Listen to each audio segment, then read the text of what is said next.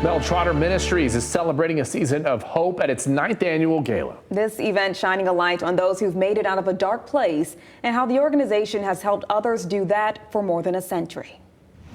At an early age, I suffered from depression, suicidal tendencies. I actually dropped out of high school to work full-time, ended up getting my GED. Ashley Ward was born and raised in Grand Rapids and has a history of adversity and trauma. After going off to college and earning her bachelor's degree, she wasn't expecting what happened next. I found myself in domestic violence, and so just trying to rebuild my life from that and move forward. She says overcoming those dark times wasn't easy, describing it as mentally challenging and exhausting. That was an act of God that I escaped homelessness myself just through everything I've been through and just barely able to afford my own rent as I lived alone and worked multiple jobs. But she never gave up hope, instead putting it into action.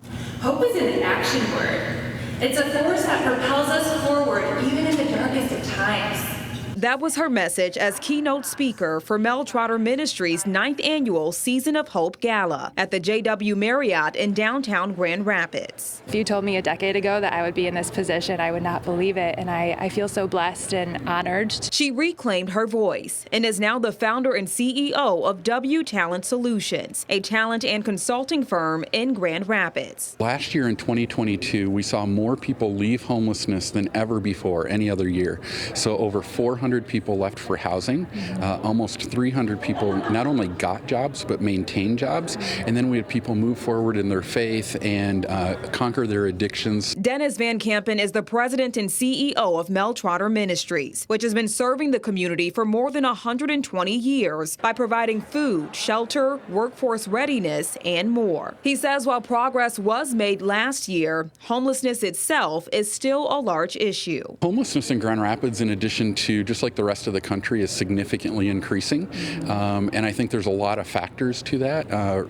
Housing prices, rent is so high, wages, the pandemic. Last year, they served more than 5,000 people, their biggest number yet. He says stories like Ashley's and others who spoke Thursday night provide that hope that's needed for those in a dark place who may find it difficult to see their way out. If there is a community that can rise up and actually turn the needle back on homelessness, it's Grand Rapids in West Michigan, and that's what this night is all about. It's about help and it's about hope.